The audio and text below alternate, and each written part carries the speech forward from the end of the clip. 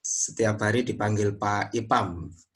Kalau saya tanya anak buahnya, jarang mau disebutkan gelarnya katanya. Nah, saat ini kita tahu setelah saya minta CV-nya bahwa nama lengkap beliau adalah Her Arsa Pambudi, gelarnya SEMMT, lahir di Surabaya tahun 70, tepatnya tanggal 3 Juni, agama Islam. Alamat beliau di Perumahan Semen Indonesia, Jalan Dharma 1, Blok F 26, Gresik, Jawa Timur. Handphone beliau 081 230 13096. Karir beliau pernah menjadi VP Finance di Tanglong Semen. Kemudian pernah menjadi GM Informatika Teknologi. Kemudian pernah menjadi GM Innovation and SIS di Semen Indonesia. Pernah menjadi GMM Zumen Capital di Semen Indonesia pula. Pernah menjadi komisaris PT Sisi. Dan sekarang menjadi dirut PT Sisi, PT Sinergi Informatika Semen Indonesia. Nah, PT Sisi ini sinergi betul. Namanya saja sinergi. Sinergi betul dengan aksi yang menunjukkan bahwa mahasiswa aksi ini sudah direkrut 11 orang. Nah, lebih lengkapnya Pak Ipam akan menjelaskan apa itu PT Sisi, kemudian sampai sejarahnya kenapa sampai bisa merekrut mahasiswa-mahasiswa aksi untuk menjadi karyawan sampai 11 orang. Monggo Pak Ipam untuk memberikan materinya selama maksimal 30 menit, kemudian dilanjutkan dengan tanya jawab. Monggo Pak Ipam. Ya baik Pak Khalid, terima kasih. Bismillahirrahmanirrahim. Assalamualaikum warahmatullahi wabarakatuh. Waalaikumsalam warahmatullahi wabarakatuh.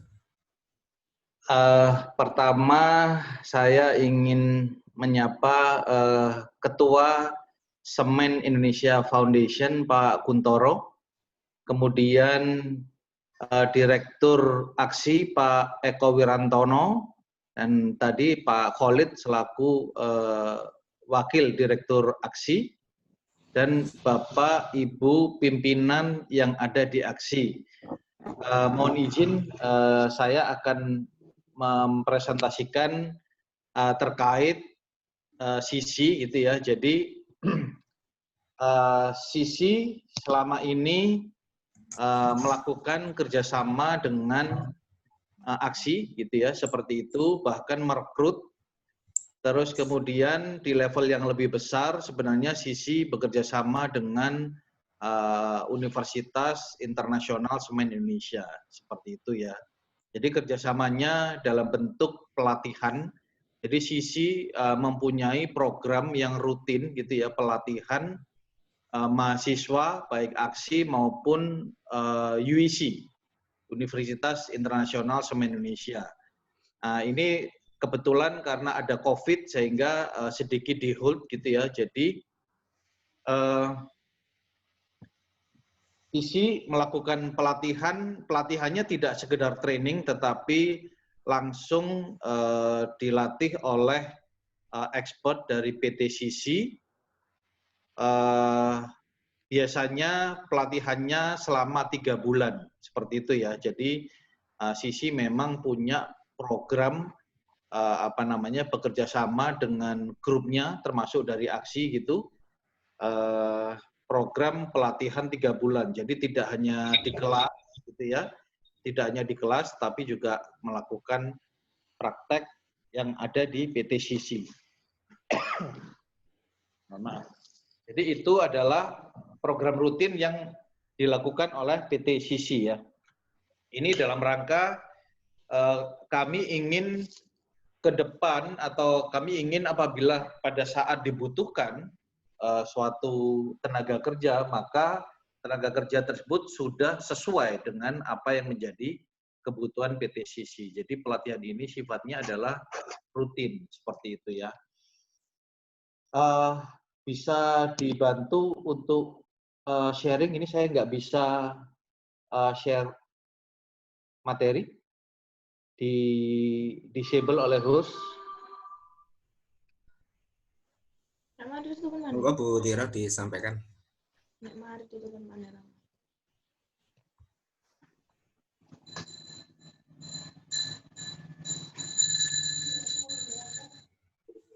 Sambil menyiapkan materi, mungkin ini adik-adik, banyak adik-adik nih ya. Ini calon mahasiswa dan mahasiswa aksi nih ya. Calon mahasiswa dan mahasiswa aksi. Jadi saya ingin menginformasikan terlebih dahulu bahwa saat ini di PT Sisi adalah anak usaha Semen Indonesia di bidang IT.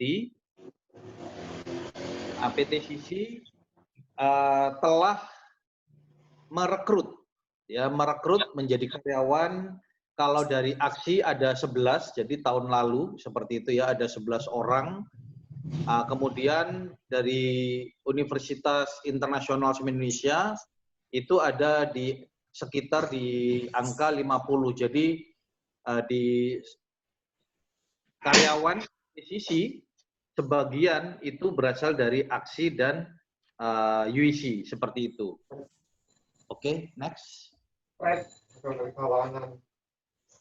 Itu perlawanan.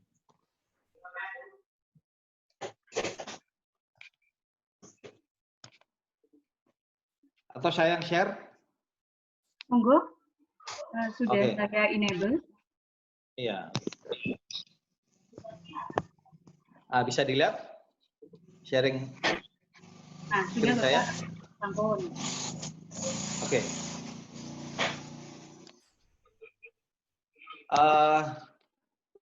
Ini sudah kelihatan logonya Semen Indonesia, Semen Padang, Semen Tonasa? Sudah Bapak. Oke. Jadi PT Sisi saat ini dimiliki oleh Semen Indonesia Group, SIG itu ya, Semen Indonesia Group, kemudian Semen Padang, Semen Tonasa, dan Semen Gresik. Jadi PT Sisi sepenuhnya menjadi milik Semen Indonesia Group.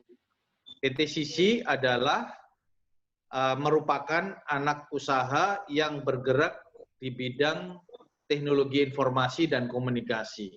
Jadi nanti akan saya jelaskan apa sih hubungannya bidang teknologi informasi dan komunikasi ini dengan aksi. Nanti akan saya jelaskan.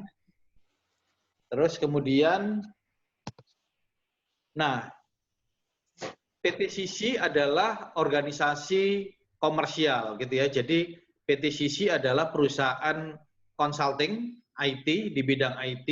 Ini adalah customer PT Sisi seperti itu. Jadi PT Sisi banyak sekali bekerja sama dengan pihak-pihak di luar menjadi konsultan.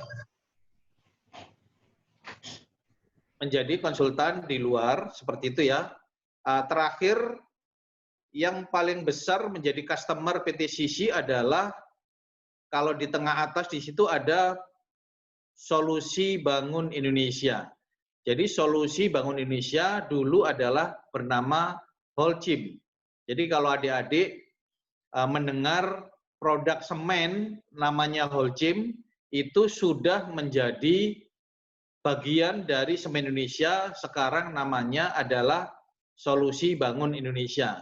Nah, disinilah kawan-kawan aksi, ya, kawan-kawan aksi yang direkrut oleh PT Sisi bekerja, gitu ya. Jadi PT Sisi mengoperasikan bisnis proses, mengoperasikan administrasi perkantoran yang ada di PT Solusi Bangun Indonesia yang dulu namanya adalah Holcim, gitu ya.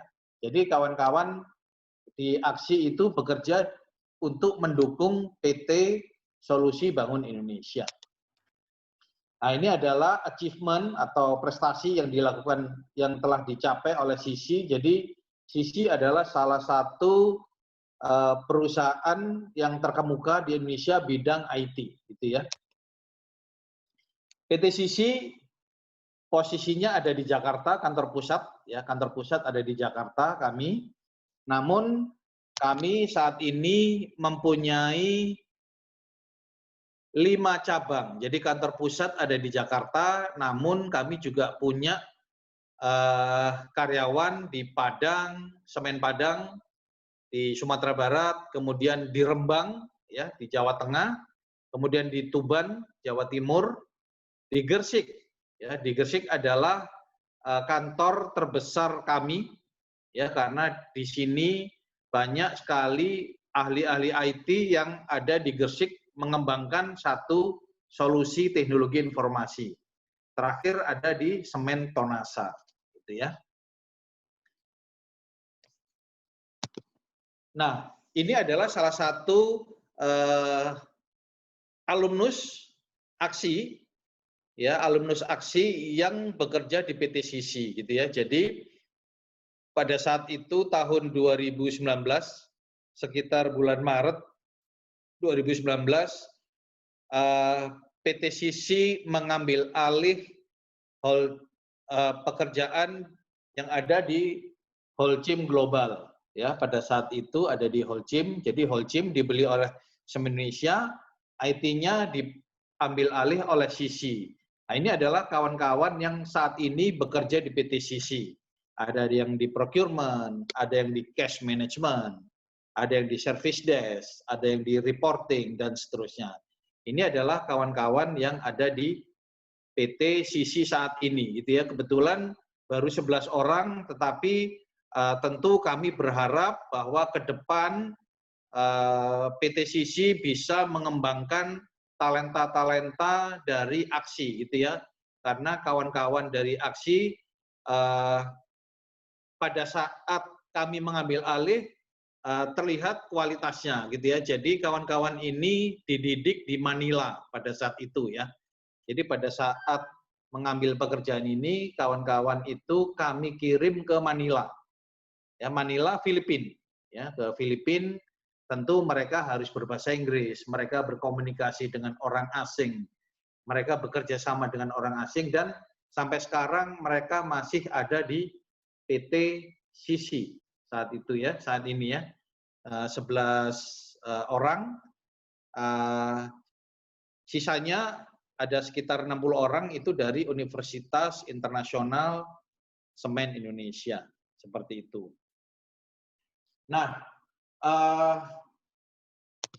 saya ingin sedikit sharing kepada kawan-kawan, kepada adik-adik, gitu ya. Jadi di aksi itu ada beberapa jurusan yang saya ketahui, ada dari teknik operasi mesin, ya, teknik operasi mesin, kemudian teknik perawatan mesin.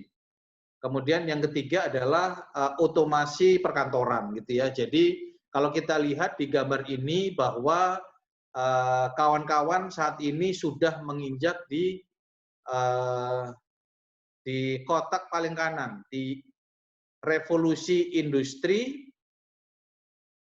generasi keempat, ya, revolusi industri generasi keempat.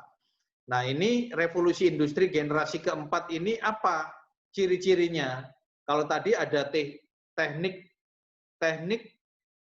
operasi mesin dan teknik perawatan, itu maka di generasi keempat ini, maka jurusan tersebut perlu ditambah dengan bidang otomasi, gitu ya. Bidang otomasi itu adalah salah satu ciri dari implementasi revolusi industri keempat, gitu ya.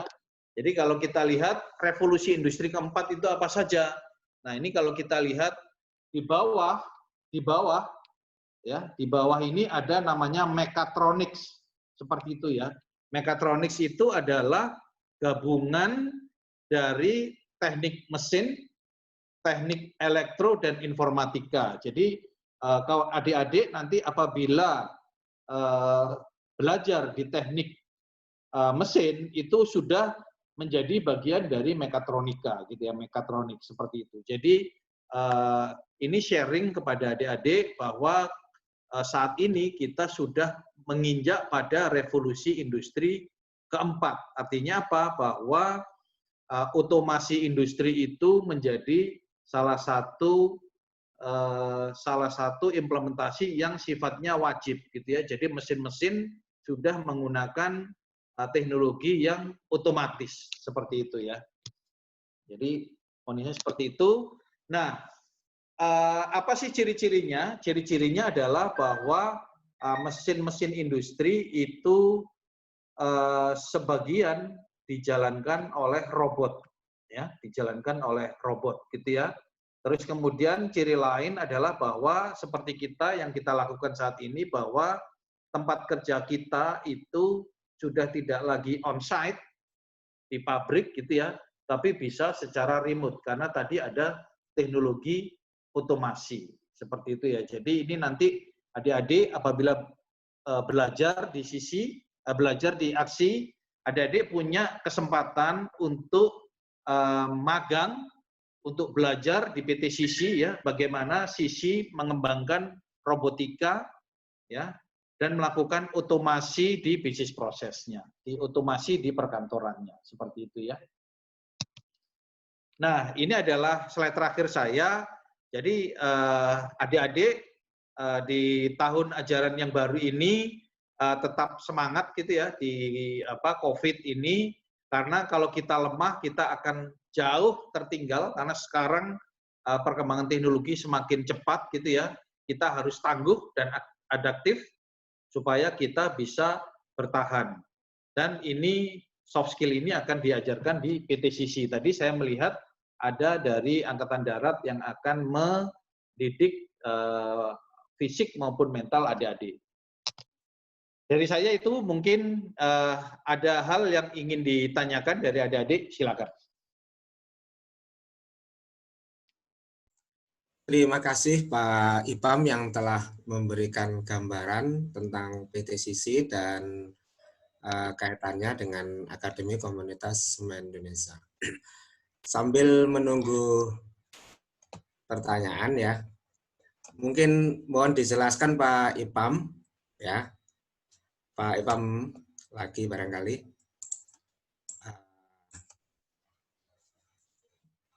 Model apa saja magang yang ada di PT Sisi? Ini kelihatannya masih belum, tadi belum. Ya. Baik. Jadi sebenarnya PT Sisi punya dua model. Jadi sebelum melakukan magang, biasanya mahasiswa itu diberi pelatihan dulu. Jadi semacam pelatihan teori di kelas, kemudian praktek bekerja. Ya, teori di kelas, praktek bekerja di PT Sisi. Apa saja prakteknya? Banyak, gitu ya. Karena PT Sisi di bidang teknologi informasi, biasanya yang diajarkan adalah programming. Seperti itu ya. Jadi adik-adik diajari programming, satu, terus terutama untuk yang di otomasi perkantoran, di jurusan otomasi perkantoran, diberi pemahaman bagaimana bekerja di kantor. Ya, bagaimana mengotomasikan proses procurement, bagaimana mengotomasikan proses yang ada di accounting. Seperti itu diajari, baru kemudian magang adalah terjun langsung bekerja, didampingi oleh expert yang ada di PT Sisi, seperti itu. Biasanya magangnya yang diharapkan adalah 6 bulan. Kenapa 6 bulan? Karena dengan 6 bulan adik-adik itu paham betul apa yang dipelajari selama melakukan magang, gitu ya. Tidak menutup kemungkinan 3 bulan, tetapi biasanya kalau 3 bulan itu kurang begitu matang. Biasanya yang kami tawarkan adalah 6 bulan, ya. 6 bulan tujuannya apa? Begitu nanti adik-adik bisa diajari bekerja secara praktek langsung di lapangan seperti itu di PT Sisi, nanti harapannya pada saat lulus itu adik-adik sudah punya bayangan, oh cara mengotomasi perkantoran seperti ini. Nah, itu ya. Dan seterusnya. Jadi adik-adik langsung bekerja di bawah pengawasan expert yang ada di PT Sisi. Ada jam kerja di situ jam 8 sampai dengan jam 5 sore, jam 8 sampai dengan jam 5 sore. Seperti itu kondisinya. Jadi adik-adik tidak perlu khawatir bekerja blank, tidak, karena pasti diajari terlebih dahulu oleh para expert, pengenalan terlebih dahulu, dilatih di training center PTCC, baru diterjunkan sehingga paham betul apabila nanti setelah selesai magang, maka adik-adik sudah bisa membayangkan, memahami, mempraktekkan apa yang telah didapatkan di PTCC, seperti itu. Dan yang tidak kalah pentingnya, kawan-kawan yang ada yang magang di PTCC itu sesuai dengan aturan tenaga kerja, ketenaga-kerjaan juga dapat uang saku. Nah, itu ya, itu penting. Saya kira itu, terima kasih. Terima kasih Pak Ilham. Selanjutnya saya sapa dulu semua calon mahasiswa dan mahasiswa. Siapa yang mau bertanya nanti ngacungkan tangan dulu. Nah, baru dibuka mic-nya. Nah, silakan ngacungkan tangan siapa yang ingin bertanya.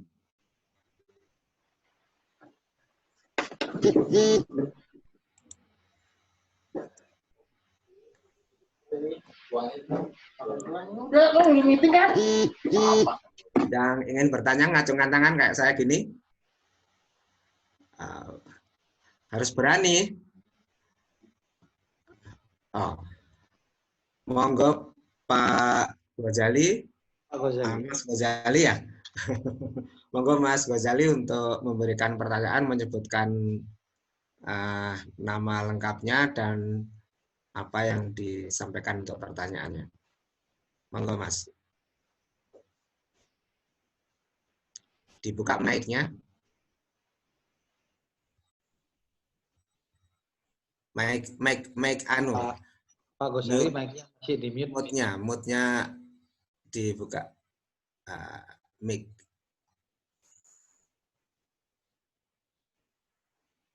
Belum buka. Nah, sudah. Ya. Terima kasih, Pak.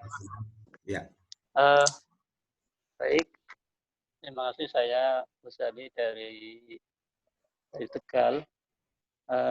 Ingin tahu persis mengenai PT isi itu ya. Bagaimana prosedur untuk ikut menjadi karyawan bagi pemula, dan tentunya gambaran mengenai PT isi itu sendiri. Terima kasih, terus dulu Pak. Terima kasih. Mungkin ditampung dulu, barangkali ada pertanyaan lain.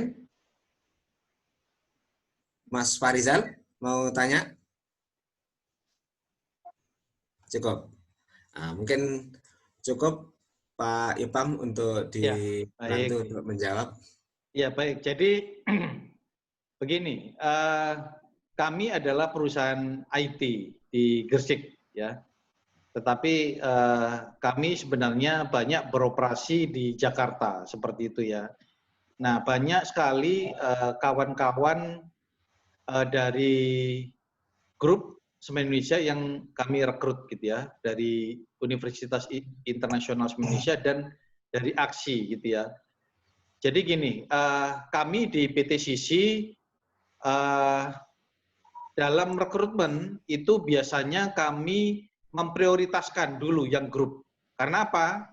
Karena yang sudah kami latih, yang sudah memahami kondisi di PTCC, seperti itu. Nah, jadi kawan-kawan kami latih terlebih dahulu, itu akan ada sertifikat, seperti itu. Jadi pertama yang kami prioritaskan adalah yang dari grup dulu, seperti itu. Terus kemudian kami juga membuka lowongan di luar gitu ya. Kami biasanya ada di Instagram kami ya, live@cc gitu ya. Kemudian ada juga kami di website kami, Pak. Di website kami kalau ada rekrutmen biasanya akan kami pasang seperti itu. Ya. Biasanya yang paling banyak di tempat kami adalah programmer gitu ya yang kami butuhkan. Kenapa sih programmer? Karena programmer itu dalam mengembangkan satu sistem biasanya dibutuhkan rata-rata 7 orang.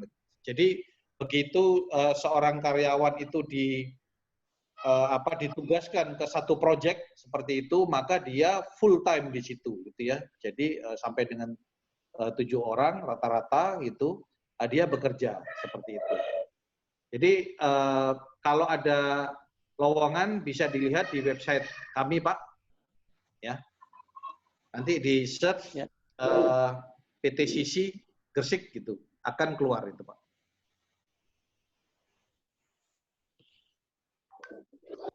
Ya. Terima kasih, Pak.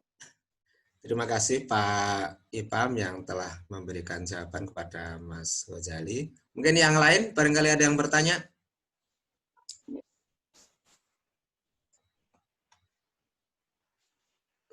Cukup.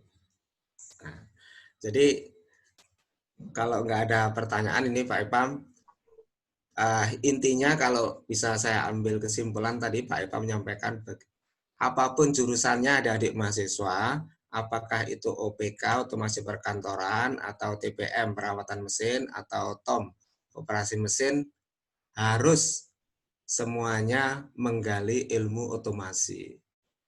Supaya nanti bisa laku di pasaran sekarang. Kata Pak Ipam, kalau kita tidak maju di bidang otomasi ini, maka kita akan tertinggal. Nah, itu kesimpulannya. Mungkin Pak Ipam menambahkan teknik recruiting, kenapa aksi itu bisa sampai diterima 11 karyawan. Mungkin bisa ditambahkan sedikit Pak Ipam. Iya, jadi tadi bahwa kenapa sih kok aksi kami prioritaskan itu karena kawan-kawan aksi itu telah mendapatkan pelatihan terlebih dahulu. Jadi ini sebenarnya umum di perusahaan gitu ya.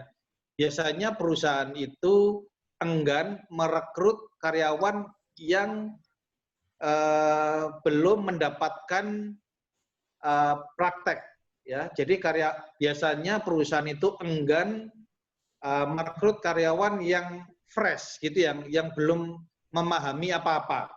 Sehingga perusahaan terpaksa memberikan pelatihan. Nah, di sini kami bekerja sama dengan aksi untuk memberikan pelatihan secara rutin. Tadi contohnya yang terakhir itu di bulan Februari itu berakhir bulan Februari itu programnya telah dilaksanakan selama 3 bulan. Jadi dilatih oleh expert kami gitu ya. Dilatih terus kemudian praktek seperti itu. Sehingga di sini kawan-kawan aksi ini kami sudah tahu track record kawan-kawan aksi. Jadi kami dalam memilih karyawan itu tidak seperti memilih kucing dalam karung gitu ya. Karena sudah mendapatkan pelatihan, sudah melakukan magang, sehingga kami tahu oh si A, si B, si C ini capability-nya seperti ini. Sehingga kami sudah tidak lagi kesulitan melakukan penempatan kepada yang bersangkutan. Tadi itu ya.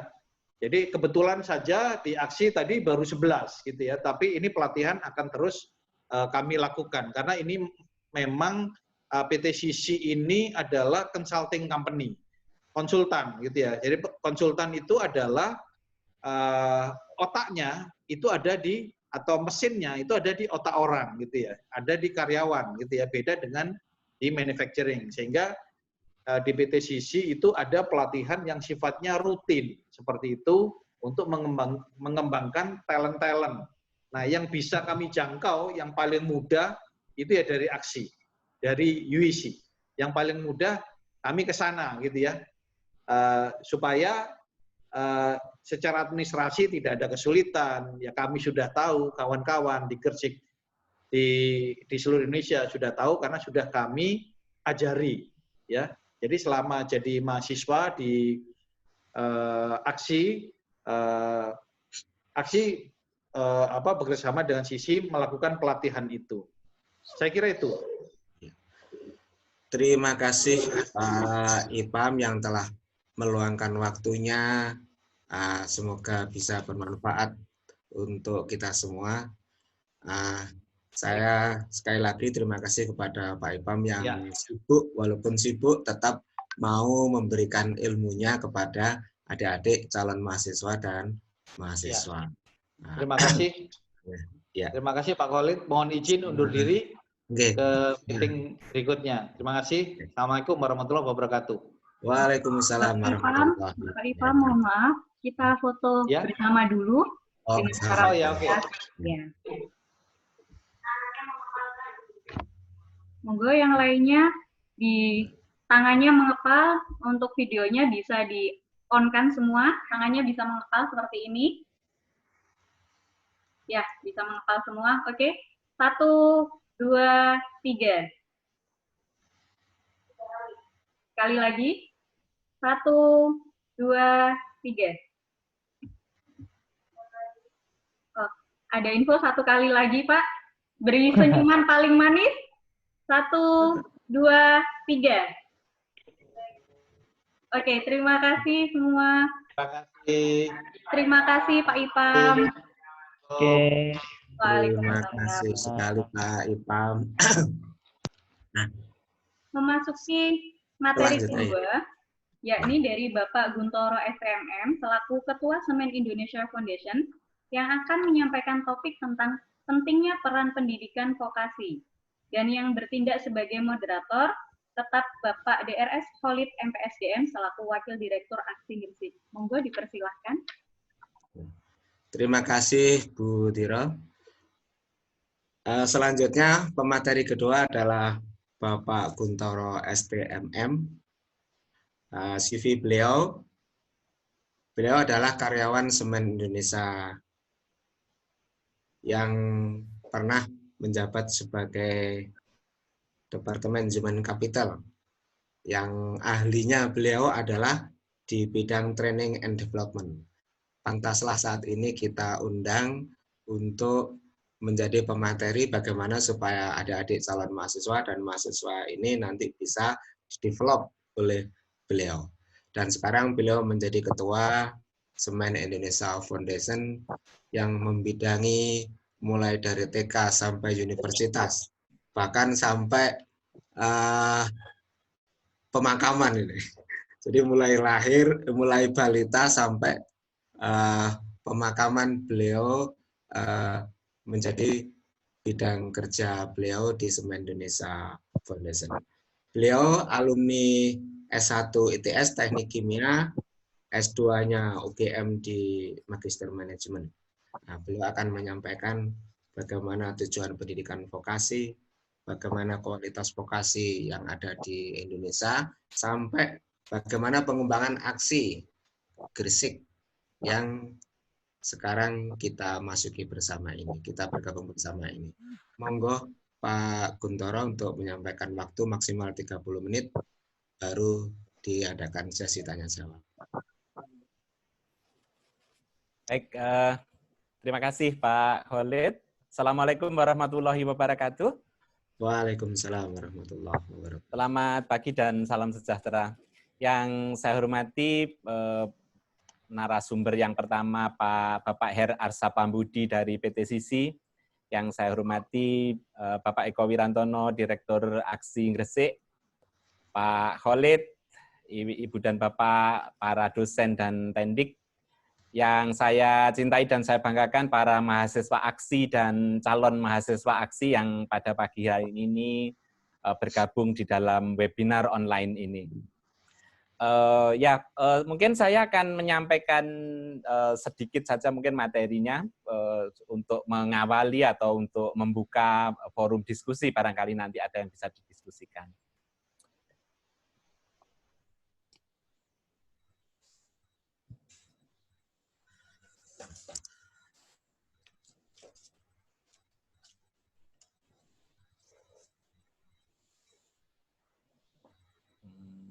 Sebentar, ini saya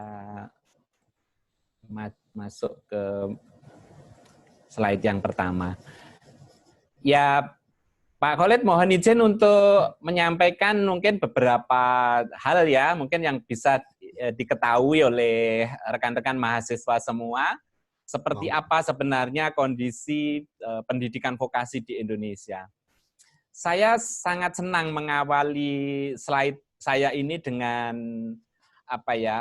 sebuah event atau sebuah wacana atau sebuah cenayang atau pandangan ke masa depan gitu ya, perakiraan di masa depan yang pernah disampaikan oleh Ibu Menteri Keuangan Sri Mulyani di dalam sebuah event gitu. Prediksinya atau proyeksi Ibu Menteri berdasarkan analisis para ahli finansial dan lain-lain, ada sebuah harapan atau prediksi bahwa pada saat nanti 100 tahun bangsa Indonesia merdeka, ya, pada 100 tahun bangsa Indonesia merdeka, kalau merdeka tahun 45 berarti tahun 2045. Indonesia itu akan disebut mengalami masa Indonesia emas. Ya, kalau dibayangkan memang pada tahun itu kira-kira penduduknya itu sudah sekitar 310 juta ya, udah banyak banget, udah padat mungkin Indonesia ini. Dan prediksinya 90% penduduk Indonesia menjadi kaum urban. Jadi mungkin suatu tahun 2045 itu kota-kota atau di Indonesia itu hampir didominasi oleh banyak kota-kota gitu ya, berkembang menjadi kota. Gresik ini akan berkembang menjadi kota besar. Kalau teman-teman lihat semuanya di daerah Jiep atau di Manyar itu ada komplek atau integrated port atau pelabuhan terintegrasi dengan kota, maka Gresik ini nanti akan menjadi kota besar juga. Belum lagi diapit dengan Teluk Lamong dengan pelabuhannya Pelindo dengan PT Teluk Lamong Indonesia ini. Jadi Gresik ini akan menjadi kota besar yang tempat aktivitas industri, perdagangan dan aktivitas ekonomi pada umumnya. Jadi teman-teman nanti kalau tinggal di Gresik, Gresik tidak akan menjadi sebuah desa yang seperti ini. Cerme, Menganti itu mungkin akan menjadi kota-kota kecil di tahun 2045 nanti. Nah, Indonesia emas secara ekonomi itu memang diprediksi Indonesia akan menjadi 5 besar kekuatan ekonomi dunia. 5 besar ya, jadi kekuatan ekonomi dunia. Tentunya ini dengan asumsi misalnya kalau pertumbuhan ekonomi Indonesia stabil di angka 6%. Ini sekali lagi sangat promising. Indonesia Emas 2045 ini adalah sangat masuk akal karena ya Indonesia itu memiliki penduduk yang banyak, sumber daya alam yang melimpah, dan ya tentunya dengan sumber daya alam dan sumber daya manusia yang banyak, maka potensi untuk menjadi negara besar itu sangat-sangat memungkinkan. Itu ya. Ini yang saya sukai. Jadi pada waktu nanti tahun 2045 kira-kira ya 2045 teman-teman mahasiswa ini sekarang mungkin usianya sekarang mungkin 20 gitu ya. Kalau tahun 2045 ya usianya mungkin 42, 45 atau mungkin 37 bagi yang SMA sekarang 37. Apa maksud dari usia 42, 45, itu sekitar itu? Itu adalah usia yang sangat optimal. Usia yang sangat produktif di dalam siklus kehidupan manusia. Mulai dari anak-anak, kemudian remaja yang sedang sekolah, kemudian usia-usia 30 bekerja, 45 adalah matang-matangnya. Jadi Anda nanti pada saat Indonesia Emas 2045 pada usia yang sangat matang, sebagai usia penentu arah ekonomi Indonesia. Gitu. Jadi selamat bagi saudara-saudara sekalian. Tunggulah 2045 pada saat Anda umurnya matang itu, Andalah sebenarnya pemegang secara signifikan arah perekonomian Indonesia. Ini lebih kepada ini saja ya, introspeksi ke depan gitu ya, proyeksi. Baik. Pak Khalid dan Ibu dan Bapak sekalian dan rekan-rekan mahasiswa dan calon mahasiswa, kalau berdasarkan data BPS, kalau 2005 tadi itu adalah harapan, tetapi kalau ini melihat data kita di 2019, itu sebenarnya kalau kita ngomong angkatan kerja atau tenaga kerja, Ya tenaga kerja itu yang usianya selepas sekolah ya usia 19, 20 ke atas sampai usia 56 atau 60. Itu disebut tenaga kerja atau angkatan kerja. Nah, secara statistik ternyata terungkap fakta bahwa sebagian besar tenaga kerja Indonesia saat ini itu berpendidikan SD ke bawah. Ya, jadi ini fakta. Lalu yang diploma sekitar 2,7, yang SMA 18, SMK 11, SMP 17, yang sarjana 9,7. Nah, dalam hal ini memang porsi diploma, baik itu diploma 2, diploma 3, itu masih sangat sedikit, 2,7%. 2,7%. Yang lebih parah lagi sebenarnya dibandingkan dengan SD, SMP itu kalau dijumlah itu bisa 50 ya, 55. Atau kita simpulkan bahwa separuh lebih tenaga kerja Indonesia saat ini pendidikannya itu SMP dan SD ke bawah. Itu ya. Jadi selamat kepada teman-teman mahasiswa aksi dan calon mahasiswa aksi sudah memutuskan untuk sekolah untuk menambahkan porsi pendidikan tenaga kerja Indonesia. Itu. Ini fakta yang bisa kita baca. Jadi masih sedikit sekali tenaga kerja yang berpendidikan diploma. Ini sejarah fakta yang berbicara. Jadi kalau kita bayangkan sekarang tenaga kerja kita seperti ini, kemudian untuk menuju Indonesia emas di 2045 itu notabene adalah 25 tahun lagi, maka perlu effort yang besar bagi Indonesia, bangsa Indonesia, rakyat Indonesia, pemerintah Indonesia untuk memperbaiki kualitas human capital-nya atau SDM-nya. Dan tantangannya sangat kuat karena faktanya 2019 atau 2020 ini hampir separuh lebih tenaga kerjanya adalah SMP dan SD. Gitu. Oke, baik saya lanjutkan. Ada indikator di dunia atau di ASEAN ya, apalah sebutnya itu, yang disebut Human Capital Index atau indeks SDM. Apa itu yang dimaksud indeks SDM? Itu sebuah ukuran yang menunjukkan produktivitas generasi pekerja yang akan datang. Termasuk Anda calon mahasiswa dan mahasiswa ini termasuk diukur Human Capital Index-nya karena diprediksi sebagai produktivitas generasi pekerja masa depan. Itu. Nah, itu ada angka, saudara-saudara sekalian. Angkanya itu ini 0,4 sampai 0,9 ini ya. Nah, Indonesia itu angkanya di sekitar 0,53 atau 0,54 gitu ya di sini Indonesia. Kalau dibandingkan relatif dengan negara-negara lain di ASEAN, maka Indonesia ini sebenarnya lumayan tertinggal ya, di tengah-tengah. Ada yang paling tertinggal Timor Leste, saudara kita yang di Timur Timur itu, dengan indeks human capital-nya hanya 0,42 atau 43 gitu. Tetapi Indonesia dengan negara yang sebesar itu, jumlah penduduk sebesar itu, ini yang digadang-gadang nanti 2045 itu menjadi Indonesia emas, saat ini, nah ini survei dilakukan 2018 ya, masih di sini. Jauh tertinggal dibandingkan dengan Singapura, bahkan dengan Vietnam dan Malaysia. Di sini. Nah, kalau kita ingin menuju ke Human Capital Index readiness yang lebih tinggi, maka kata kuncinya adalah saudara-saudara sekalian. Dan rekan-rekan Anda sekalian yang seusia sekarang sedang belajar ini. Jadi nanti kalau ini semua orang sekolah, semua orang belajar, semua orang di pendidikan tinggi, vokasi maupun sarjana, maka Human Capital Index ini akan naik. Itu. Nah, ini fakta untuk diketahui oleh saudara-saudara sekalian bahwa kita memang harus ada sesuatu yang harus kita kejar dalam bentuk Human Capital Index ini dengan cara belajar, kursus dan lain-lain untuk menuju ke Indonesia emas.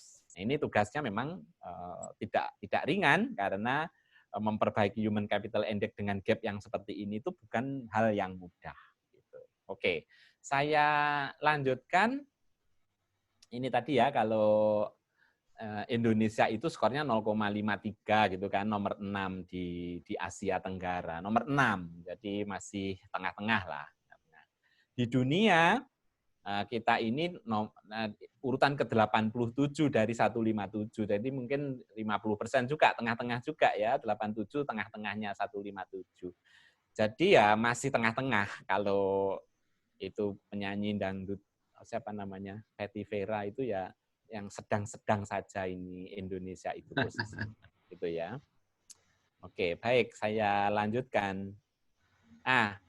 Ini mungkin adik-adik, teman-teman mahasiswa dan Ibu dan Bapak dosen secara sadar atau tidak sadar sebenarnya tren sifat pekerjaan atau tren sekolah itu sebenarnya mulai bergeser. Di mana bergesernya? Ini contoh saja ya. Google, Apple, dan 12 perusahaan lainnya tidak memerlukan employee atau pegawai yang memiliki college degree, ijazah ini maksudnya. Ini tren berita ini sangat bombastis dan ini disikapi oleh banyak pengamat pendidikan, benarkah tanpa ijazah itu bisa bekerja gitu. Jadi di Indonesia masih menjadi perdebatan, tetapi message-nya atau beritanya atau fakta yang harus kita sikapi adalah bahwa ijazah saja tidak cukup. Itu ini kalimatnya. Kalau di sini bombastisnya Google, Apple, dan 12 perusahaan lain tidak membutuhkan ijazah. Tetapi kalau ini diterjemahkan, ijazah saja tidak cukup. Nah, apalagi yang dibilang ijazah saja tidak cukup adalah sertifikat atau ijazah kursus. Nah, tadi disinggung oleh pembicara pertama oleh Pak Her Arsa Pambudi bahwa salah satu tindakan aksi adalah bekerja sama untuk pemagangan di sisi. Nah, ini salah satunya adalah untuk menghasilkan ijazah dari magang, praktek kerja itu. Jadi ijazah saja tidak cukup, perlu tambahan lampiran yaitu sertifikat kerja, pelatihan kerja atau magang kerja gitu. Jadi saya pikir aksi sudah beruntung berada di lingkungan Semen Indonesia Group, ada partner-partner perusahaan di SIG untuk tempat magang yang akan diterbitkan ijazah. Maka ijazah magang itulah yang akan melengkapi college degree atau ijazah sekolah formalnya. Itu saudara-saudara sekalian, jadi ya yang patut kita syukuri aksi Gresik ini berada di tengah-tengah lingkungan dunia usaha dan dunia industri di Semen Indonesia Group. Sehingga potensi atau kesempatan untuk mendapatkan ijazah pembelajaran praktek itu sangat besar. Dan seperti Pak Herarsa Pambudi tadi sampaikan, untuk rekrutmen prioritasnya ya yang pegang ijazah internal gitu, yang sudah pernah magang di sisi itu menjadi prioritas. Nah, seperti itu. Ini tren ya. Jadi kalau tren itu cenderung akan menuju ke sana. Jadi saudara-saudara sekalian, sudah on the track tetap sekolah di formal atau college degree ini, tetapi lengkapilah nanti dengan ijazah-ijazah atau sertifikat-sertifikat yang dikeluarkan dari pemagangan-pemagangan. Seperti itu. Ini tren yang perlu kita ketahui juga.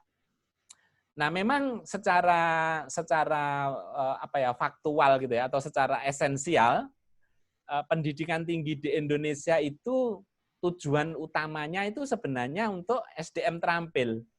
Ya, yang skillful ini disebutnya, unggul, berdaya saing tinggi, kompetitif, inovatif, dan warga negara yang bertanggung jawab. Tadi sudah saya singgung 25 tahun lagi atau 20 tahun lagi Indonesia akan menjadi negara yang sangat besar, yang sumber dayanya banyak.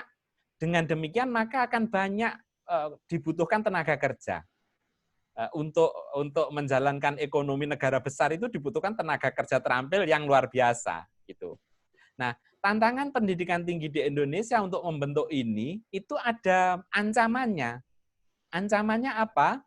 Dengan adanya masyarakat ekonomi ASEAN, itu ada ancaman tenaga kerja dari luar negeri itu bebas masuk ke Indonesia. Bayangkan Indonesia sebuah negara yang dengan ekonomi 5 besar itu akan menjadi suatu tempat yang menarik untuk investasi, untuk bekerja dan lain-lain. Sementara MEA, kebebasan aliran sumber daya itu sudah dijalankan, maka otomatis tenaga kerja dari Filipina, dari Vietnam, dari Malaysia itu bisa mengalir ke Indonesia.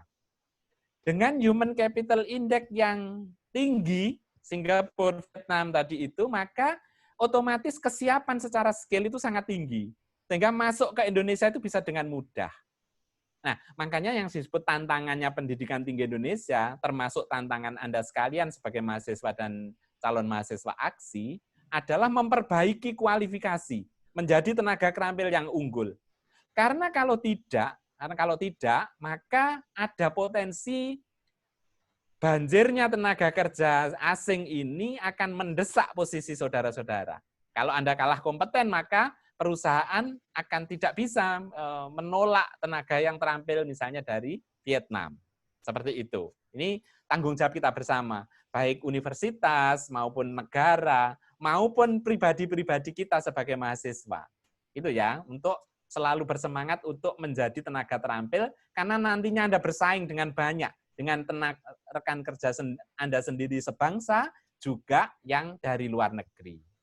Oke, ini kayak peringatan gitu kalau menurut saya. Ini warning, attention gitu. Baik, dengan demikian saya sih memandang memang vokasi dengan tadi cuma 2,7% tenaga kerja berpendidikan diploma, maka menjadi semakin penting pendidikan vokasi di Indonesia ini.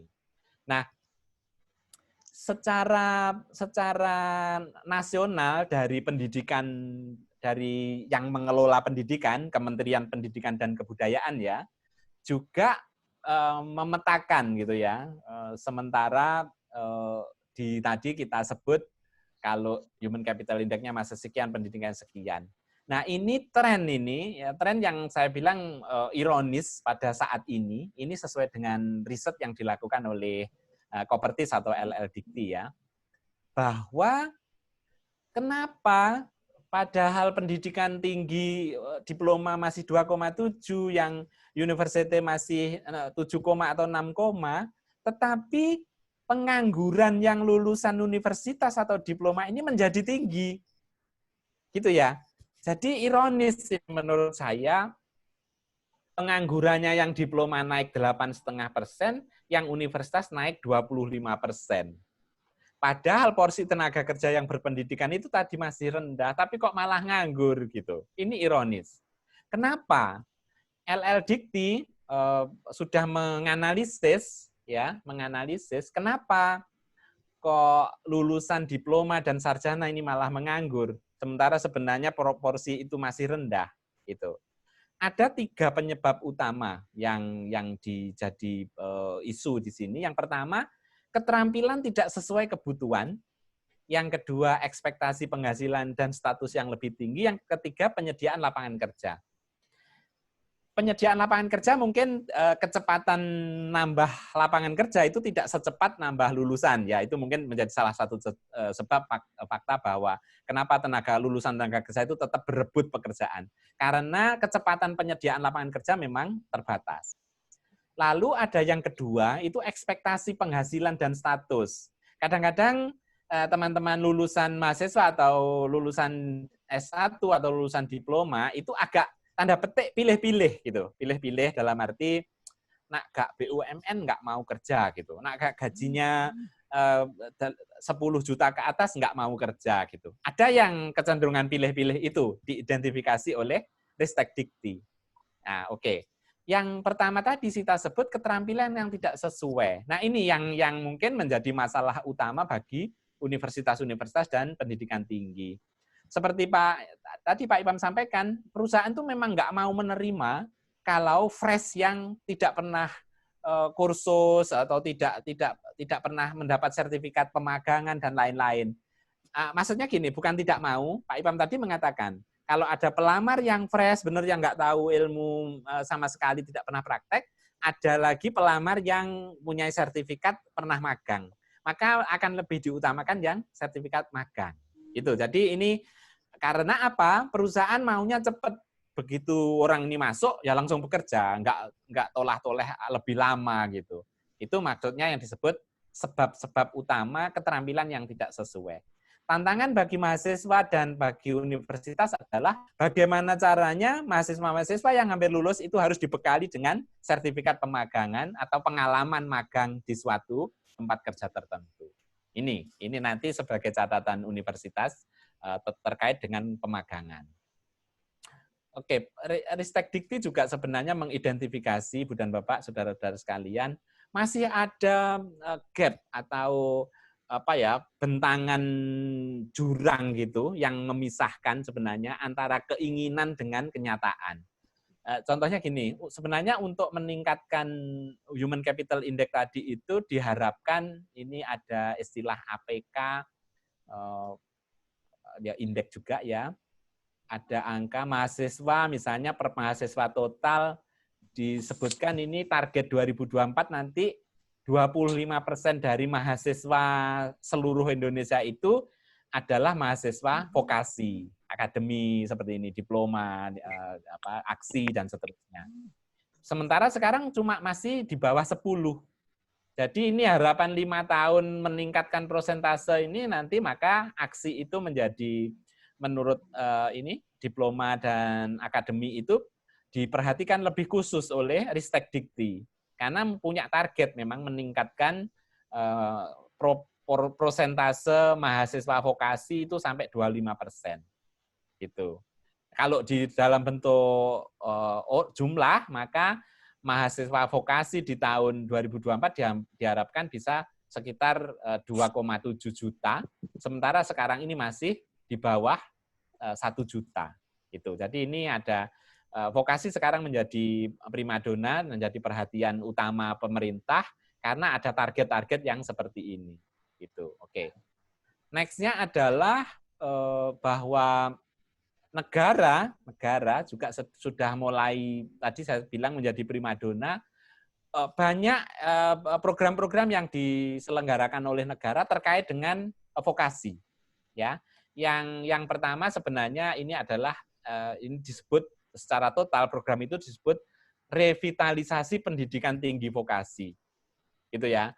Itu di-trigger atau disebabkan dipicu oleh kenapa jumlah mahasiswa politeknik itu kok masih kecil gitu dibandingkan dengan S1.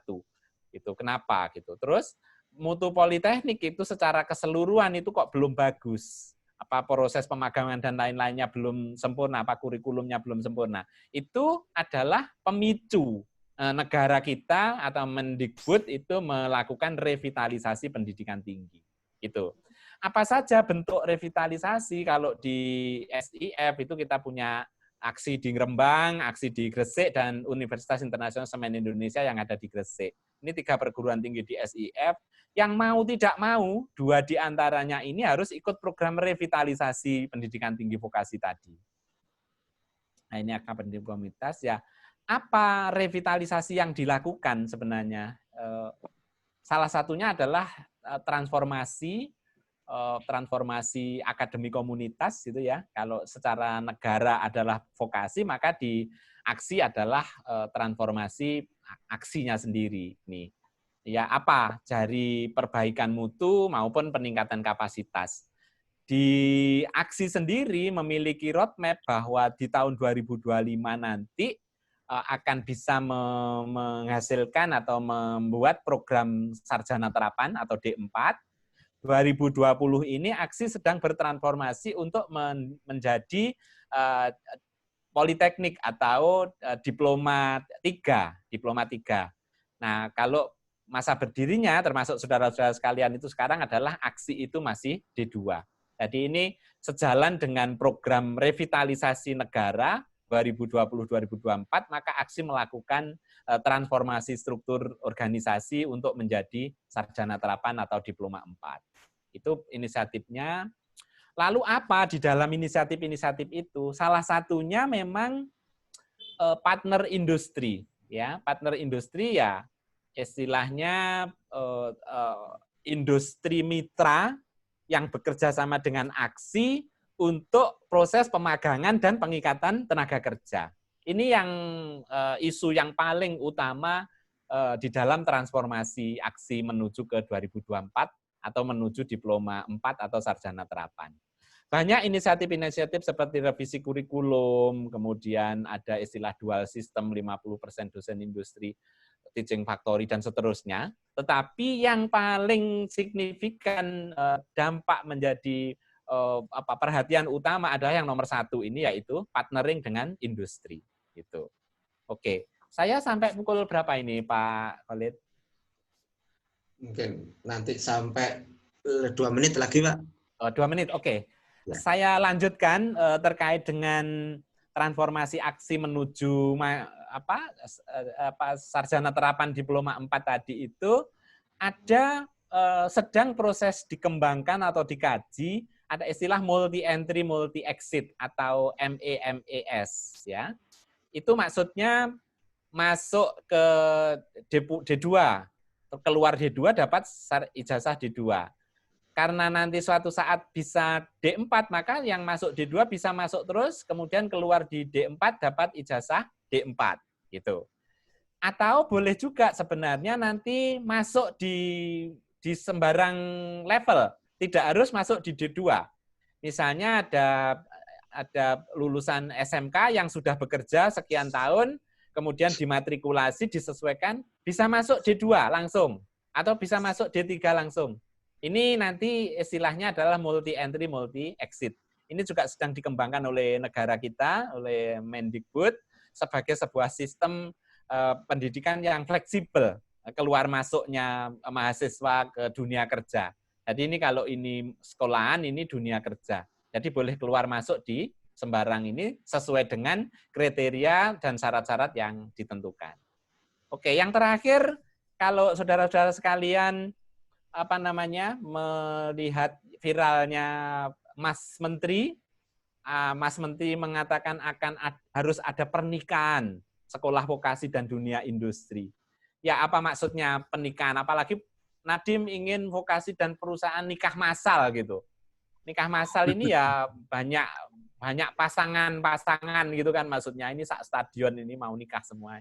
Bukan itu ya, tetapi nikahnya industri dengan pendidikan tinggi, terutama pendidikan tinggi vokasi.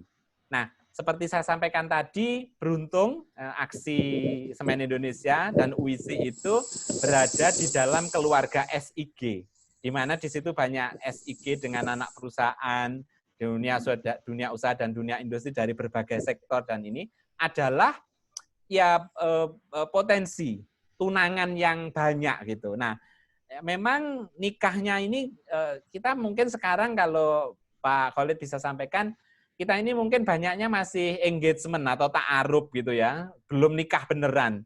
Karena kalau nikah beneran menurut Pak Nadiem itu adalah ada jaminan nikah itu langsung bisa diserap tenaga kerjanya, magangnya dan kerjanya. Itu yang nikah beneran.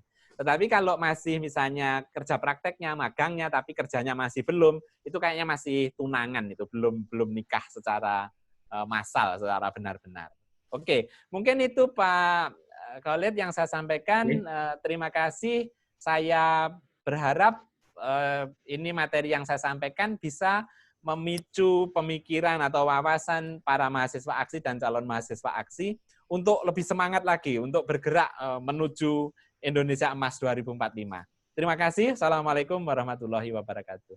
Waalaikumsalam warahmatullahi wabarakatuh. Terima kasih Pak Guntoro yang telah menyajikan materi panjang, lugas, dan mudah dipahami gitu, runtut.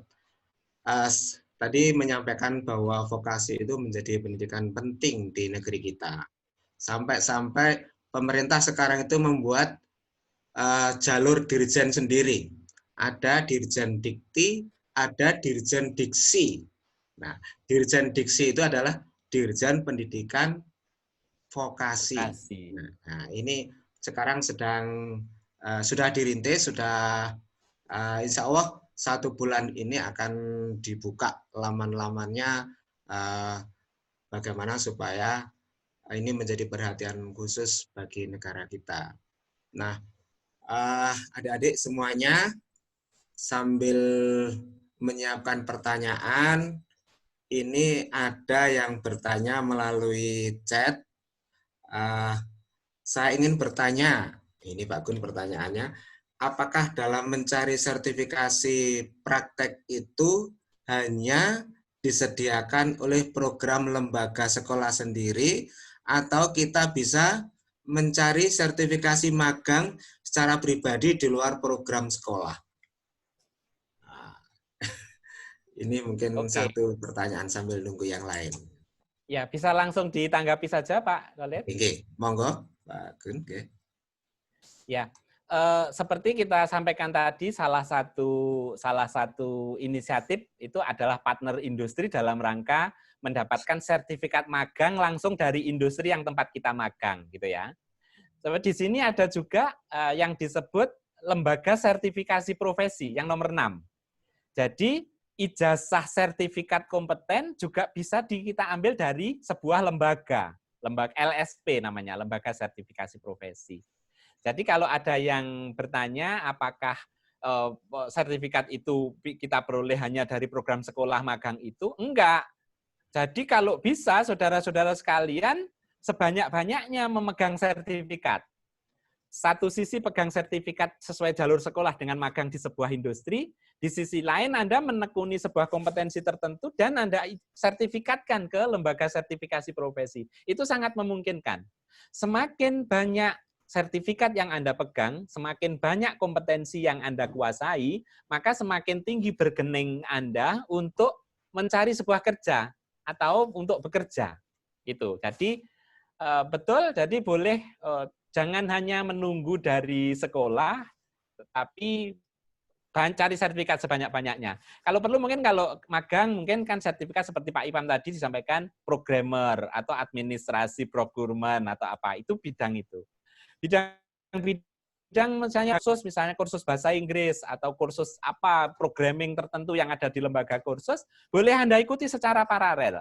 Pas Anda lulus, Anda punya sertifikat ini, itu menambah daya jual Anda sebagai tenaga kerja. Gitu arti ya dari Oke. Ya. Terima kasih Pak Gun yang telah memberikan gambaran tentang bagaimana bentuk magang atau mencari sertifikat. Nah, tadi disampaikan Pak Gun bahwa kita ini aksi ini sudah menjalin puluhan perusahaan sampai 48 perusahaan. Tapi itu masih ta'aruf katanya Pak Gun. Ya, masih ta'aruf, belum nikah itu. Harapan kita sudah menjadi takaful.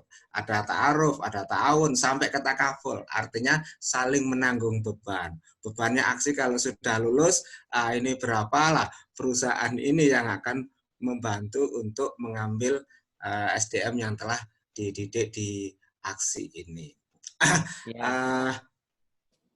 Oke, Pak Gun? Ya, contohnya Sisi tadi kayaknya sudah mulai menuju ke pernikahan ya, sudah beberapa lulusan aksi yang sudah bisa ditampung dan seterusnya. Nah, mungkin industri-industri, dunia industri yang di SIG yang lain yang mungkin yang perlu ditingkatkan menjadi pernikahannya, Pak Khalid. Oke, matur suwun Pak Gun. Perlu diketahui adik-adik semuanya, calon mahasiswa dan mahasiswa yang direkrut di aksi itu tidak semuanya itu sudah lulus. Bahkan yang tercantum di paparan tadi 11 itu masih sekarang semester 4. Jadi kuliahnya di aksi melalui daring.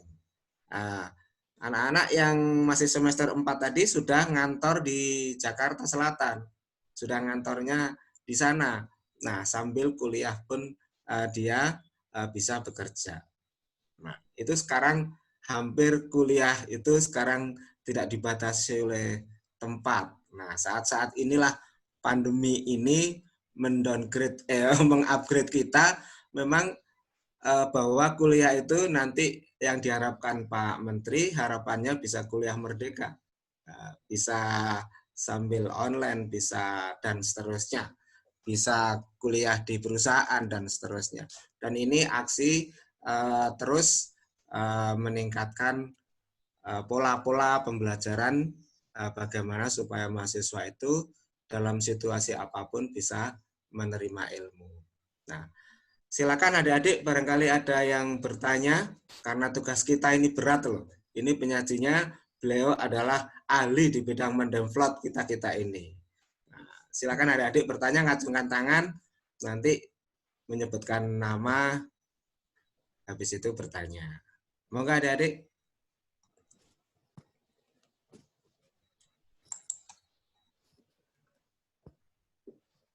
Assalamualaikum Pak Khalid, Bapak moderator. Mungkin perkenalkan, saya mau menambahkan sebenarnya. Saya tidak bertanya. Saya Toto Mulyono, kebetulan Kaprodi di Otomasi Perkantoran. Mungkin sebagai informasi bagi adik-adik yang baru lulus SMA atau SMK, kebetulan di room webinar ini ada juga mahasiswa aktif. Kebetulan kemarin ada 3 mahasiswa yang sudah direkrut, istilahnya kalau istilah dari Bapak Guntoro tadi, ta'aruf. Kebetulan ada 3 mahasiswa yang ta'aruf dengan PT Indotank yang ada di Margomulyo. Mungkin nanti bisa cerita, kebetulan ini ada mahasiswa kami, Rani Febrianti. Mungkin nanti bisa cerita kemarin sudah di ta'aruf di Indotank, tapi karena ada pandemi jadi di WFH atau bekerja dari rumah. Mungkin itu sebagai tambahan Bapak Khalid. Mungkin Rani bisa menambahkan. Terima kasih. Monggo Mbak Rani. Mana Mbak Rani ini? Di halaman berapa Mbak Rani ini? Iya, Pak. Monggo Mbak Rani. Silakan. Assalamualaikum warahmatullahi wabarakatuh. Saya Rani Febrianti dari Prodi Otomasi Perkantoran. Kebetulan kemarin itu diterima magang di PT Indotank. PT ini itu bergerak di bidang logistik jasa penyewaan peti kemas. Pertama masuk ke sana itu saya di bagian marketing. Di sana diajari kayak mencari data-data customer yang memungkinkan untuk diajak kerjasama seperti itu. Terus kemudian saya dipindahkan ke bagian sistem informasi. Di sana saya disuruh membuat use case dari PrauHub, yaitu aplikasi online kayak Shopee gitu, Pak. Terus jadi kayak customer itu nggak usah langsung datang ke tempat kita, bisa memesan peti kemas itu secara online. Dan di sana juga dipandu sama salah satu pegawainya, kayak dibimbing untuk membuat use case tersebut. Tapi kemarin kan ada corona, jadi use case-nya itu nggak sampai selesai, tapi udah hampir selesai, Pak. Dikerjakan di rumah ya? Enggak, Pak. Sekarang itu kemarin kan ada corona, jadi itu diliburkan. Jadi kerjaannya itu ketunda. Oh. Ya, Mbak Rani, perlu diketahui adik-adik mahasiswa dan calon mahasiswa, salah satu tenaga di SDM-nya Indotank itu adalah alumni di Aksi. Siapa Pak Toto? Namanya? Namanya Mbak Stevi. Kebetulan, Mbak Stevi. Iya, meskipun lulusan D2 tapi bisa menjadi staf HRD. Dan menjadi staf di HRD. Makanya dekat dengan Aksi. Di Swadaya juga ada alumni Aksi juga yang menjadi staf di HRD juga.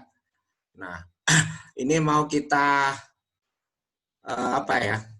kita jalin yang lebih banyak di perusahaan-perusahaan yang lain. Kebetulan ini alumni aksi ini banyak yang tugas akhirnya itu membidangi tentang SDM ini, program-program SDM, sehingga kalau lulus itu banyak yang direkrut di SDM. Ada di SDM, ada di pergudangan, ada di transportasi. Ya, mungkin itu. Mungkin barangkali ada pertanyaan yang lain yang mungkin masih calon mahasiswa, karena tugas kita ini berat loh. Katanya Pak Gun tadi itu tahun 2024 kita ini harus 25% untuk mengisi tenaga kerja di negara kita ini. Nah, ini kan perlu sekali ya kita ini mengambil ilmu-ilmu terapan yang lain sambil kita kuliah untuk mengisi nanti kalau kita bekerja. Mungkin Bu Putri ini Permisi Pak kelihatannya. Khalid. Iya. Oke. Monggo, Bu Putri. Ya, terima kasih Pak Khalid. Assalamualaikum warahmatullahi wabarakatuh. Selamat siang untuk semua para peserta webinar kali ini. Perkenalkan, nama saya Bu Putri. Saya Kepala Program Studi Teknik Operasi Mesin dan juga merangkap menjadi Ketua JPC, yaitu Job Placement Center di AXI. Salah satu tugas saya di Job Placement Center yaitu untuk menjembatani mahasiswa di magang BUMN. Jadi kalau yang masih belum tahu, di sini yang calon mahasiswa, baik untuk mahasiswa juga. Jadi kalau di mulai tahun 2019 akhir, itu BUMN memberikan kayak seperti program gitu, namanya adalah program FHCI ya, magang bersertifikat BUMN. Jadi itu memberikan kesempatan kepada para mahasiswa untuk melakukan magang selama 6 bulan di perusahaan-perusahaan BUMN. Nah, di sini nih program yang sangat bagus sekali untuk para mahasiswa untuk mendapatkan pengalaman, karena yang saya tahu kan ini kalau mahasiswa aksi itu sudah 3 kali periode mengikuti. Jadi mereka itu bukan cuma seperti PKL yang mohon maaf, biasanya kalau PKL kan cuma disuruh fotokopi atau segala macam gitu ya. Jadi itu lebih seperti bekerja gitu. Bekerja dan itu diberi uang sakunya juga menurut saya lumayan ya, karena kalau standarnya tuh setahu saya itu 1,8 sampai 2,3 juta. Nah, itu kemudian nanti lulus setelah mengikuti 6 bulan magang, itu akan mendapatkan sertifikat kompetensi. Jadi sertifikatnya itu ada 2, yaitu sertifikat telah mengikuti 6 bulan magang dan sertifikat kompetensi. Nah, sertifikat kompetensi di sini sangat penting sekali ya untuk para mahasiswa nanti setelah lulus, jadi bukan cuma mendapatkan ijazah seperti yang sudah disampaikan oleh Pak Guntoro tadi, tetapi juga sebuah pembuktian bahwa kalian itu memang sudah berkompetensi di bidang itu, kayak gitu. Jadi mahasiswa saya itu ada yang sudah alumni, itu misalkan karena kami di bawah naungan Semen Indonesia, alhamdulillah magang BUMN ini itu cukup sangat kompetitif gitu ya, karena pesertanya yang ingin mendapatkan magang bersertifikat BUMN ini se-Indonesia. Jadi kita itu mendaftarkan diri di webnya, kemudian akan berkompetensi se-Indonesia. Nah, sedangkan AXI atau UISI ini mendapatkan kesempatan yang luar biasa karena kita di bawah naungan Semen Indonesia. Jadi pada waktu tahun kemarin itu dari AXI sendiri itu ada 20 orang, bahkan kalau ditambah dari sisi ya, dari PT Sisi itu ada 20 orang, jadi sekitar 40 sampai 45 orang mendapatkan kesempatan ini. Dan bahkan di PT Sisi diperpanjang sampai akhirnya direkrut gitu kan. Nah, ini merupakan kesempatan yang sangat luar biasa. Hanya saja kalau sejak ada pandemi ini agak terkendala ya, jadi banyak yang dirumahkan terlebih dahulu untuk mengingat supaya kesehatan juga menjadi prioritas gitu. Jadi kalau yang menurut saya sih di pendidikan vokasi ini juga sangat berbeda dengan pendidikan-pendidikan yang lain. Maksud saya seperti kayak S1 kayak gitu ya. Kalau pendidikan vokasi yang kita ketahui pasti banyak prakteknya dan ditambah lagi dengan adanya magang bersertifikat ini gitu. Nah, ini tadi juga saya menambahkan Pak sedikit di chat tadi saya sudah memberitahukan bahwa kuliah di Aksi itu tidak cuma tentang magang industri saja yang sudah saya sampaikan, tetapi juga praktek-prakteknya di beberapa mata kuliah yang ada prakteknya, itu pada saat UAS kami mengundang para praktisi dari perusahaan untuk melakukan tes uji kayak gitu. Jadi misalkan nih, kalau yang di mesin itu kami mengundang orang-orang dari misalkan dari beberapa bapak-bapak dari Semen Group, misalkan dari fabrikasi, PT Swadaya, itu kan anak usaha semen ya, untuk melakukan tes langsung kepada mahasiswa kami, apakah benar-benar mahasiswa kami ini punya kompetensi ngelas yang udah benar atau belum gitu. Jadi dites, kemudian nanti hasilnya kita sertifikatkan. Jadi oleh karena itu mahasiswa yang lulusan dari kami, dari Aksi sendiri, itu akan mendapatkan beberapa sertifikat yang harapannya bisa mendukung nanti mencari pekerjaan. Begitu sih Pak. Begitu dari saya Pak Khalid, terima kasih. Terima kasih Bu Putri yang banyak menjelaskan karena beliaunya ini di samping Kaprodi membidangi betul tentang magang bersertifikat. Beliau dekat dengan juga dengan Pelindo 3 juga. Ini sedang ta'aruf. Iya betul. Selain Semen Indonesia juga dengan Pelindo 3. Alhamdulillah yang periode sebelumnya magang BUMN itu ada 5 mahasiswa kami yang diterima di Pelindo 3 dan itu ada 2 orang yang juga ditawarkan bekerja di Pelindo 3 kayak gitu. Jadi tapi karena belum lulus jadi menunggu lulus dulu gitu Pak. Jadi Pelindo 3 juga alhamdulillah masih menerima banyak sekali peluang bekerja gitu dan merasa mahasiswa kami ini setelah magang, seperti yang dikatakan oleh Pak Ipam tadi, setelah magang 6 bulan itu akan kelihatan sekali potensi yang ada pada mahasiswa, dan itu terbukti mahasiswa kami itu memiliki potensi yang baik, selain juga kedisiplinannya ya Pak, yang paling penting gitu Pak. Mungkin diceritakan juga dengan Barata Indonesia, Bu Putri.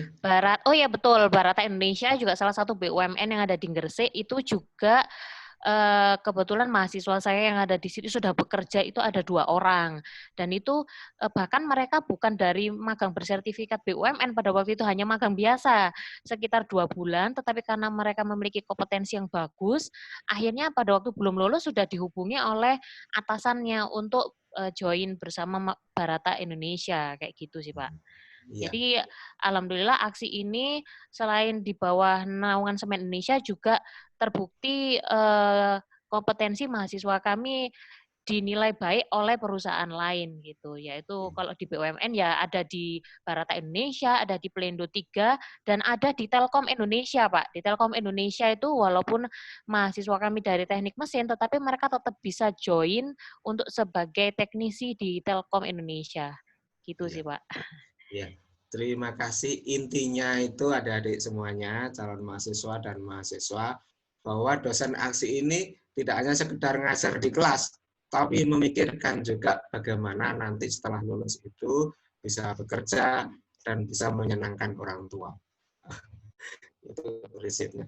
Mungkin ini Pak Gun yang bisa kami sampaikan, mungkin banyak menyita waktu Pak Gun yang sibuk di dalam mengelola Semen Indonesia Foundation ini. Barangkali waktunya sudah kita akhiri, atau ada closing kata-kata yang disampaikan oleh Pak Gun terakhir, bagaimana memberikan pesan terakhir dari pertemuan ini, webinar ini pada calon mahasiswa dan pada mahasiswa. Terima kasih Pak Gun. Ya, mungkin pesan saya kepada saudara-saudara mahasiswa dan calon mahasiswa aksi, saya pikir sudah on the track Anda memilih ke pendidikan di aksi untuk mendapatkan pendidikan vokasi. Yang lebih penting lagi adalah tetap memiliki kesadaran untuk bercita-cita tinggi. Jadi tantangan saudara-saudara sebagai pribadi dan sebagai bangsa untuk menuju Indonesia Emas 2045 itu sangat tinggi. Jadi tetap semangat untuk selalu belajar dan mencapai yang terbaik. Terima kasih. Terima kasih kami sampaikan kepada Pak Gun yang telah meluangkan waktunya dan memberikan advice kepada kita supaya kita bisa terdevelop oleh beliau, bisa menjadi orang yang mengisi kemajuan zaman di era sekarang yang sedang pandemi ini. Mungkin itu saja. Kami mengucapkan terima kasih kepada semua peserta webinar ini, dan dari saya kalau ada kekurangan-kekurangan kami mohon maaf yang sebesar-besarnya. Sebelum saya sampaikan kepada Bu Diro sebagai pemilik acara ini, saya akhiri. Assalamualaikum warahmatullahi wabarakatuh. Waalaikumsalam warahmatullahi wabarakatuh. Terima kasih kami sampaikan kepada Bapak Guntoro dan juga sekaligus Bapak Khalid. Untuk para peserta webinar, mohon dilihat grup chat Zoom. Sudah kami kirimkan untuk link daftar hadir dan juga feedback. Nanti yang mendapatkan e-sertifikat yang sudah mengisi link tersebut. Link tersebut kami buka sampai jam 11.30. Untuk pengiriman sertifikat akan kami kirimkan maksimal H+2 dari acara seminar hari ini. Akhir kata, terima kasih kami sampaikan kepada Bapak Ibu pemateri, Bapak Ibu dosen, Bapak Ibu peserta, dan juga adik-adik calon mahasiswa. Semangat terus berkarya untuk Indonesia.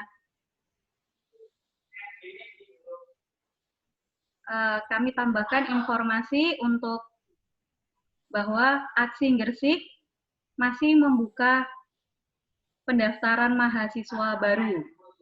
Bisa langsung cek di pmb.aksi.ac.id atau bisa langsung tanya di grup juga boleh. Grup akan selalu kami buka. Terima kasih. Kurang lebihnya mohon maaf. Wassalamualaikum warahmatullahi wabarakatuh. Waalaikumsalam.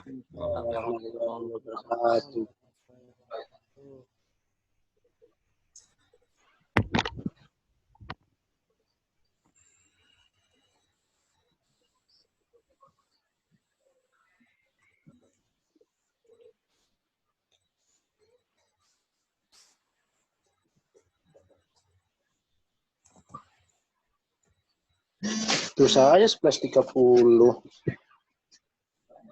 Tuh saya sih nyampe 12. Udah, nyampe jam 12, 11.30 aja tuh. Amat namanya bawa waktu.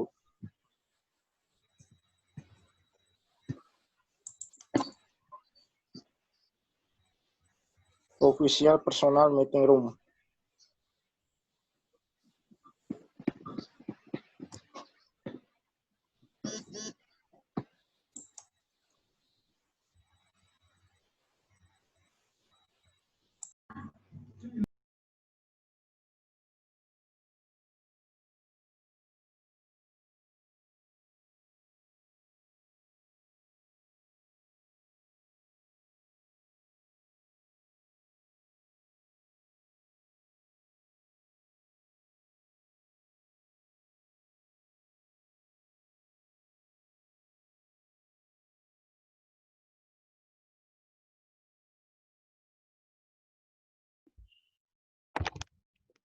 Bapak Ibu peserta yang sudah mengisi diperbolehkan untuk live meeting Zoom-nya. Terima kasih.